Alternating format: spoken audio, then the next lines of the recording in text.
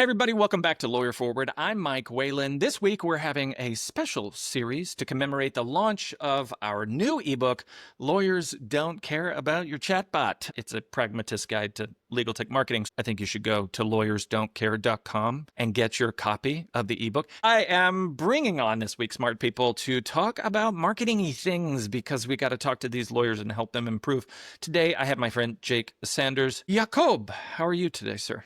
I am so good, Mike. Longtime friend, fan, listener. Long-time listener, first time. What? It's been a long time since we've had a conversation actually on a podcast and recorded. There was something about the last few times that we did it, I guess the universe was like, you guys should never get together again. But here we are, universe. You can shove it. So Jake, we're going to talk about some delusions that Yes. a lot of legal tech companies, I mean, I want to be conscious of some of these founders. Most of these founders were not in the legal tech space people who created customers as a profession. It's not what their training was. That's, and there's the old Peter Drucker line that your whole job is innovation and marketing. Everything else is just cost. These are people who did not grow up doing marketing. They were mostly lawyers. I know. Some engineers. Yeah. And then they come in and they make this thing and they're like, oh, we got to get people now.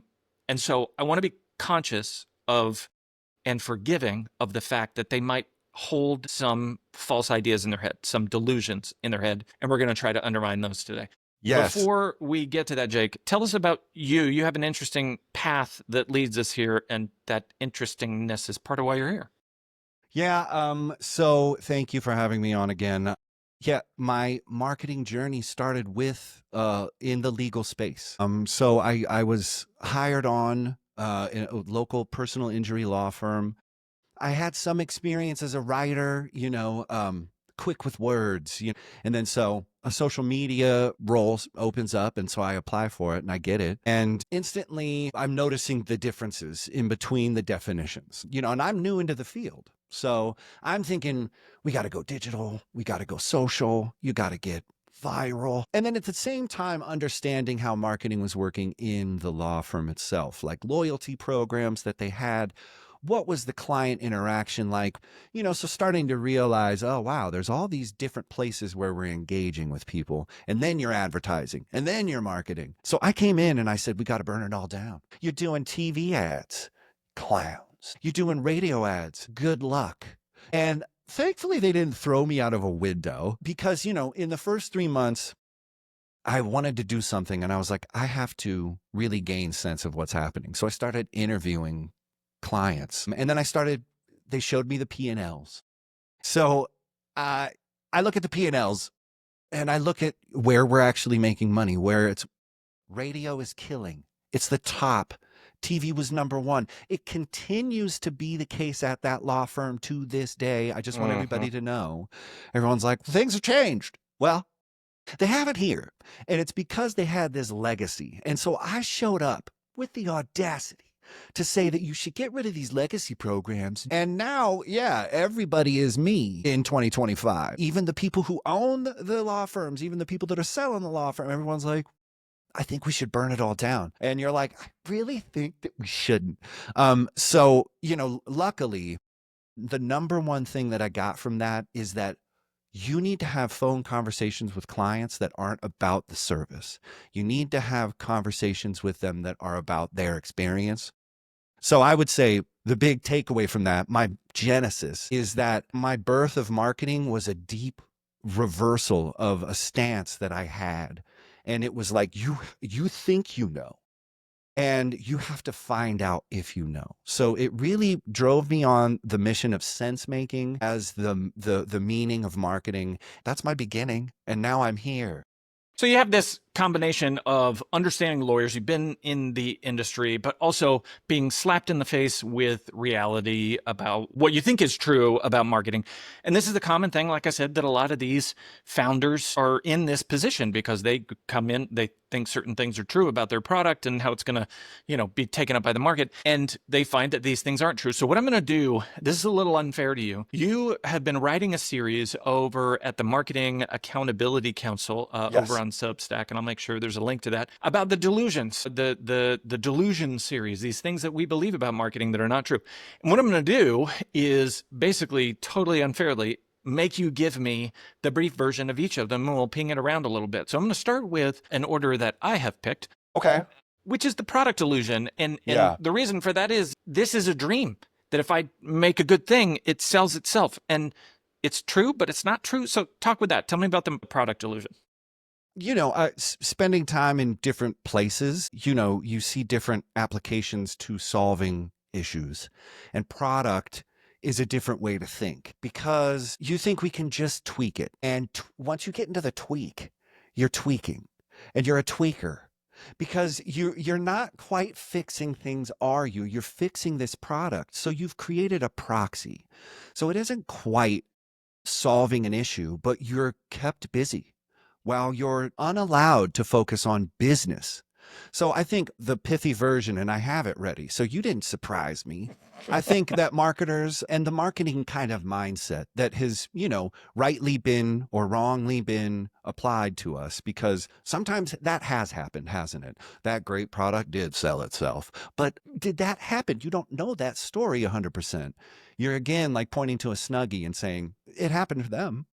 So marketers love to believe that great products sell themselves, and they don't. This piece exposes the myth of product-driven success and why even the best products need clever positioning, distribution, and actual human interest to thrive. And I think product lives aside people and processes in a way that's kind of damaging to all of them because you don't get really good intel from the people about how their processes work. And then your product doesn't reflect that. And you're like, why don't people like that? Because it's not a part of their process. Because we thought we could fix it. But so Yeah, it reminds me of when you think about a 100-year company, the product development process is more important than the product. You think about like the General Electric Corporation that Edison started, that what they deliver today is totally different than what they delivered back then. I mean, sure. you watch 30 Rock and the company spends more time doing, the Agile or whatever it was that they do, the black belts and the whatnot, Right. than they do actually, like they're churning out leaders as their product now. The way and the problem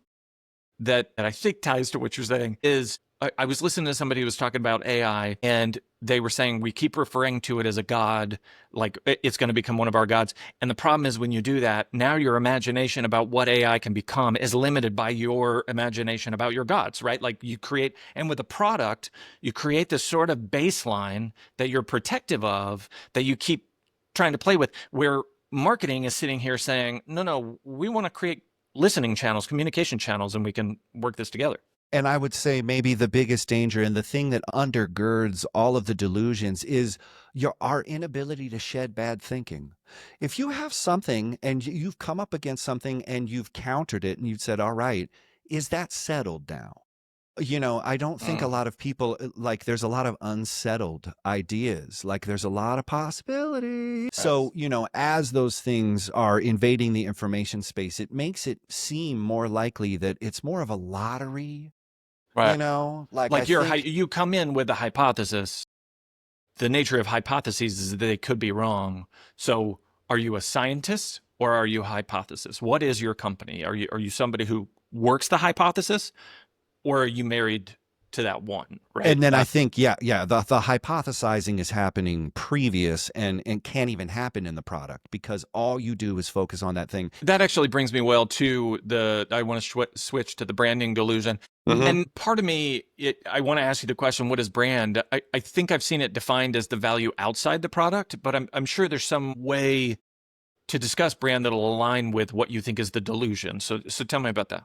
I think so this comes from something that called the familiarity fallacy, and it's something I've seen really rampant in law firms because they've been approached as one of the strong candidates for marketing. There's a lot of law firm marketing. There's a lot of real estate marketing, and they're telling you how to do your thing. But the familiarity fallacy is if you start to think as a marketer about your stuff, start thinking about your logo, start thinking about your tagline, start thinking about that brand. Like, what's the promise? Like, what is it? You think everyone else thinks about that thing as much as you do. So just like I was into GoBots for a little bit, Yeah.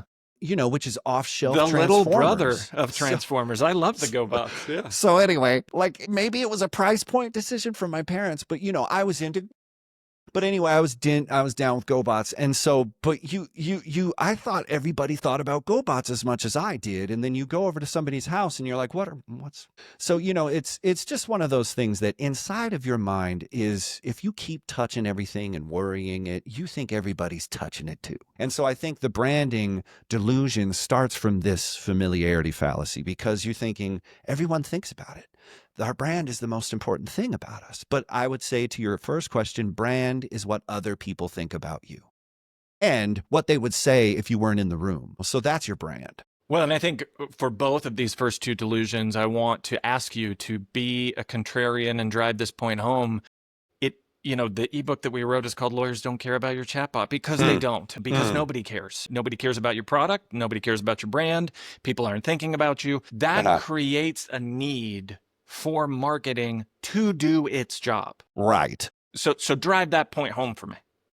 Yes. So I think when you approach something, so this branding, the brand love, people love the brand. That doesn't exist. Like all you need to do is think if somebody came to you and asked you what brands represent the core of your humanity, you would be waiting for a $50 Amazon gift card before you gave your answer. Or you would say something if a really high-powered CEO was in the room, you'd be like, well, I think brand intimacy is one of those, but it isn't because you don't live your life thinking about brands, do you? Mr. Marketer in the field, Miss Business Owner.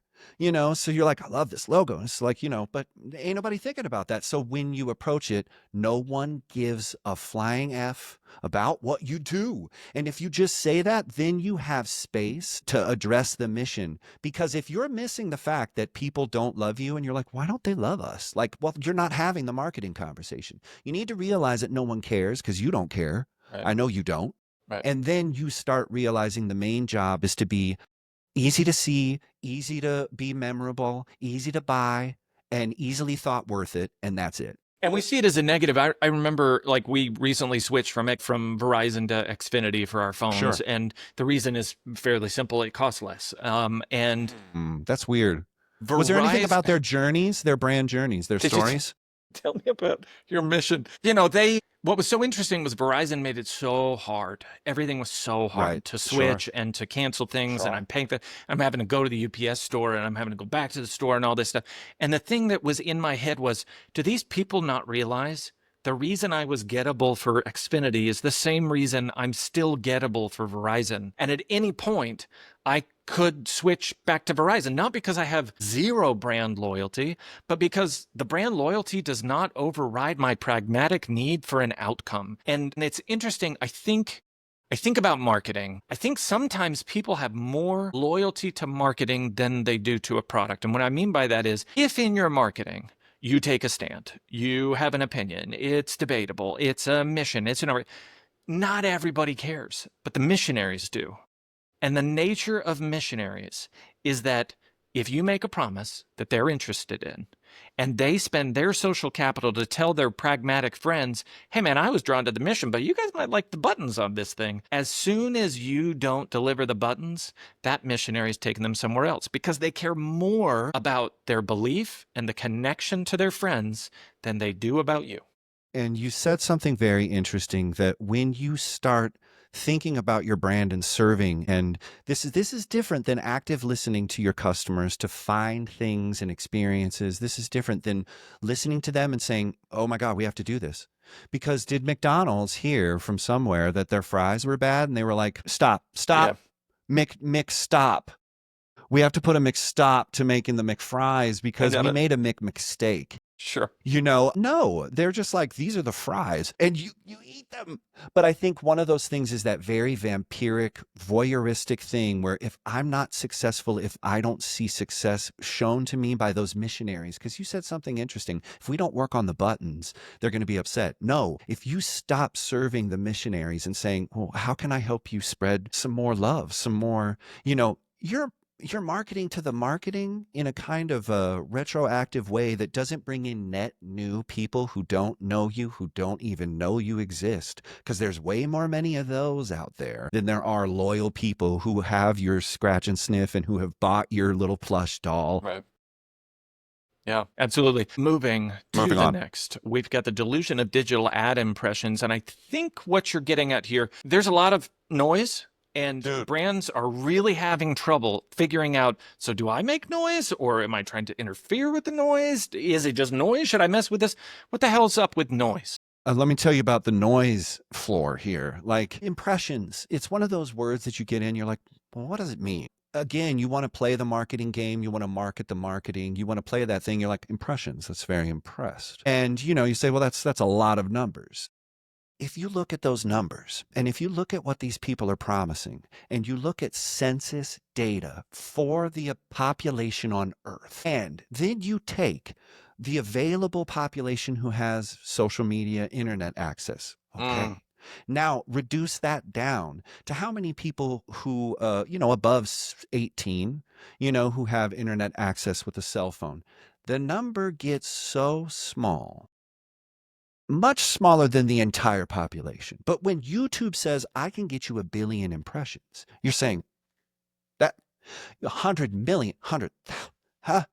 And it just doesn't add up if you look at the availability of eyes. And then how long does it take for you to see an ad and recognize it? So then I did some math.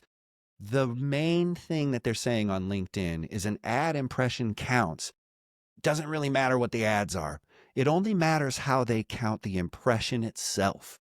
So LinkedIn says that if you see half of an ad within half of an ad within half of a second, it counts as an impression. And so in the Delusion series, I show this on video. I said, that's what they're saying is an impression. And so you start to understand from a fundamental census level, there is no way that you can deliver on these numbers, even if impressions were eyeballs. Maybe you double the eyeballs and you count the eyelids. Maybe that's it. But a meaningful impression of an advertisement thing is not measured appropriately from the IAB, from the media effectiveness measurement. These people measure what is media effectiveness, and then that bubbles up to all the digital platforms that then run their digital ads by those measurements. So Facebook is saying it counts if you just see half an ad. Google is saying it counts if you just see 2.5 of an ad within 0 seconds. Remember when Facebook said, I count 0-second views as views? And lawyers, if you're following along at home, they got sued mightily for this. They've been fleecing these numbers for a long time. And so what you need to do is you need to be smarter about what's possible and think about the quality of the eyeballs and not impressions, but the people behind that you need to make a memorable impact.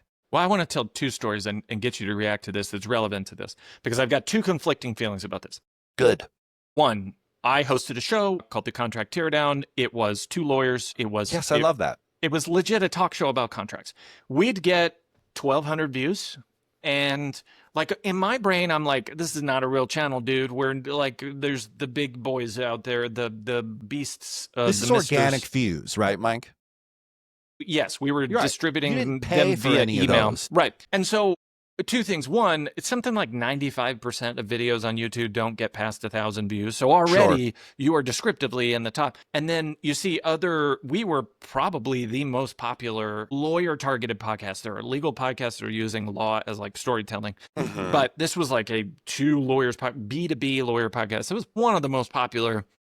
And the numbers were incredibly small. So part of me says, okay, this is obvious, but should I pay a lot to go to a really targeted audience? Tech show, ABA's tech show is up the street from where I live. And people pay a ton to get in there. And really for 2,000 people there's like 200 lawyers who are walking. Should I pay for that? Or I work for a company and we did an experiment. And the question was, instead of paying really targeted dollars to that, because those impressions were really high value, we paid on NPR, one of the NPR podcasts, we paid for an ad, knowing that that was way less targeted. But among the audience were some lawyers.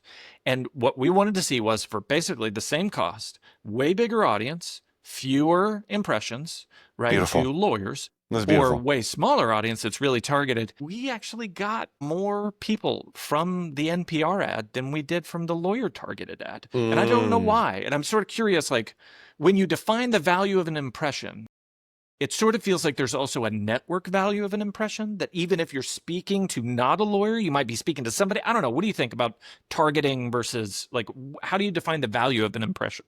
So there's a couple different things. I think it's probably a delusion somewhere, but it's targeting. We think that if we get the right people, the right message at the right time, and I effectuate this thing upon them, you know what I mean? So that's through an ad. Whatever you were thinking, it's an ad. But anyway, you you besmirch yourself upon their legacies with your advertising, and this is right people. This is right time. This is right thing. Now, over here, you've got a wider collection, a total addressable market. And I think the reason why this one performed better is because it's more akin to the way marketing actually works, is because you're over here promising, and I'm giving you these expensive eyeballs. We're thinking about, okay, yeah, that's a quality, but I don't know the intent or the situational context that these people are in. Are they locked in a contract with something? Are they 2 to 5? Are they, does their friend run an ad tech company and that's why they're not going to like change? And there's no way that a pitch. So you got the fish in the barrel, but it's like, oh, sorry, I'm not. And you're like, well, get out of here, fish. And so I think over here, what you've done, my thing is, was this the same ad in both places? Or was it same Yeah. thing? Okay, Yeah. so this is why this makes sense, is because you caught people at a broader sample rate where you could find many more contextual realities that are happening in the matrix, that are happening live. And Right. so you caught someone with the right message at the right time through the right channel, not by focusing on them, but by hitting a broad enough spectrum where their contextual realities overlapped with your Right. content. And bro, to a degree is going to lead us to the next illusion, but the complexity Mm. of the buying journey, it's a freaking pinball machine, as I put in the book, right? Like, That's it. things are everywhere. It's all connected. The real answer that stinks is you got to Right. be in both, because I remember I was working for a company and I posted about a feature of this company on Twitter back when Mm. Twitter was not a hellscape. Right. And I posted this thing on Twitter, and then that night we sent a promotional email out. Hey, you can get this thing for 10% off or whatever. And I got a message back from someone on Twitter that said, hey man, your tweet got me 97% of the way there. That email pushed me the rest of the way. Now, in terms of attribution, in terms of what we think worked, that email nailed it. Like, thank goodness we sent that email, right? But in reality, the very complicated, complex network effect of me ranting about some feature on Twitter, you can't remove either of those. That's No. the tough answer. The answer is yes. But it is, and not that you should abandon those matrices that you're putting on reality to make sense of it. But I think when you put reality in front of it, or maybe put the matrix behind you, and then just accept that reality is what it is, and I can control what I can control, but I better know what I can know. And if I can't, don't be making shit up. Okay. Yeah, Sorry. it makes you feel good to have a straight line monocausal. You see this after every election. We're the day Right. after the primary in New York. Monocausal explanations abound for Football why games, the football right, breakups. right. If the last play, problem in basketball. If only they had done this one last play. Boy. It's like, dude, it's like a 2-hour game, right? Right. So Okay. totally. And with that, I think let's talk about the objective delusion, because Yeah. you can't talk about the complication of objectives without talking about the complication of measurement, because then you start, there's the cliche, what gets measured gets I managed. know. I know. But right, which you well know that phrase. But if you only index to what measures, you might be managing the totally wrong thing. So talk about the objective delusion.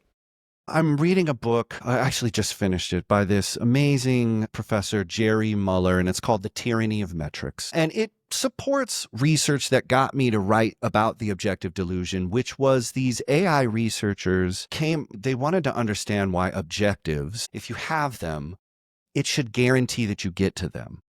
And so what they found is they tested different ways that AI taught itself to get through a maze. And one program was, I want you to think novelty, and I don't want you to repeat any of your mistakes. So that was the two-step suggestion for this robot. And over time, just by not repeating things and seeking out new things, which were painful sometimes, running into walls, which is, this example.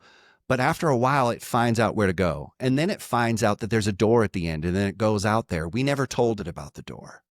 So because it's innovative and because it's seeking, it finds innovation where it is. It doesn't put it somewhere and aim towards it. What they found out is there's all of these delusions that happen and these wrong-headed conclusions, because if you have it fixed, the KPI, the ROI, the ROAS, that's the thing that'll get us there. So if I get that, I'll get there. And it's a false argument. And talk to the finance people. The finance people laugh about a lot of marketing metrics. I talked to this really brilliant guy Charlie Thibaudet, who came from finance, and he came into marketing, and he's like, they're laughing at us, dude. Your funnels and your all those percentages that you're using, like your predictions, that's not based on numbers. And they kind of know it, and they let you have your little thing. And so I wrote this objective delusion thing because I was like, well, how? Okay, but you can't just throw them out. You need those things. So the metrics matter, but chasing them blindly just creates these incentives. I think what gets measured gets manifested is another thing. Maybe not just managed, and it could be bad and good things. So you need to have a reality check, but it's hard to tell people that you might not get to a goal just because you said it. But if I told them about weight or I told them about anything else, they'd say, yeah, but if it's about their business, well, I'm going to have the wherewithal to get us there. Let's talk about manifesting, because I'm terrible at this, but as I understand manifesting, the idea is basically to be in that future state, to assume that things kind of went well, and to feel the gratitude as if it already happened. The stretch goals, growth, I'm getting to the growth delusion. No, that's good. Growth is this idea that if I imagine myself in this future state as this expanded version of the company, of myself, of our P&L, of our whatever, we want to stretch, we want to make ourselves psychologically pull towards that. But manifesting is also about living now, presently, gratefully. And so the growth delusion, this idea that we have to constantly seek this go, I want to be realistic about that, because the VCs don't care about my metaphysical, feelings about what it is to be a good company in the modern world. They want to see that growth. But there's also this if you're chasing, if you're always far away, if you're never there, if you never have gratitude, you're creating a company that just is not, statistically, it is not likely to survive. And it could be because you're pushing the growth beyond what that plant wants to grow. It's only going to produce so many tomatoes, man. Sorry. Yeah. Tell me about the growth delusion. So the growth delusion came, I was driving, through my neighborhood, and I was like, trees, why don't they get huge? I was like, trees kind of they get to a certain point and they're like, I'm good. We're good.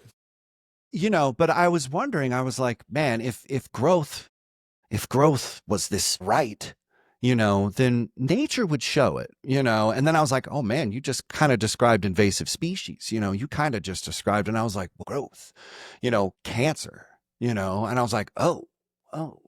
So I just started to kind of unpack this by looking at a tree. And then so I did some research, and trees reach a fixed height based on environmental circumstances, and then they grow outward. They can live for hundreds of years, but they reach a height.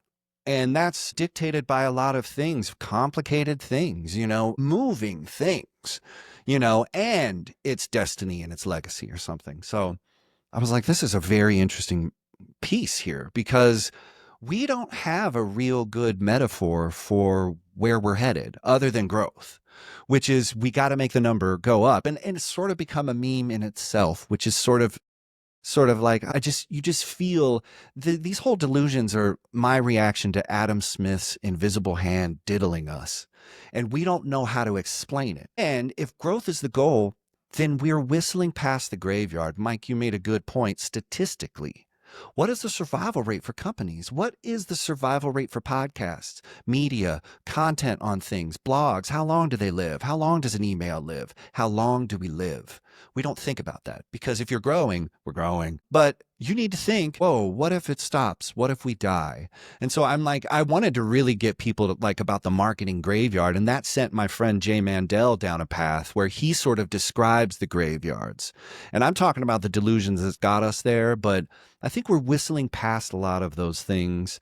Facts that you know your friend's law firm closed because something or this, or you know about that lawyer and this, and but what did we do? Are we supposed to grow? What's the answer? So I'm just, you know, Well, and this is me overlapping my nerdness. There's a method of reforestation called the Miyawaki method, and the idea is basically, Japan had their forest just decimated over the years, and they had these incredibly old growth pine forests, and so the question was how to get these plants to come back, and what Miyawaki found was that basically you set up a small space with a really high competition, and what happens is all of these plants being near each other, they're all reaching for light, and they're just trying to reach above the thing that's next to them.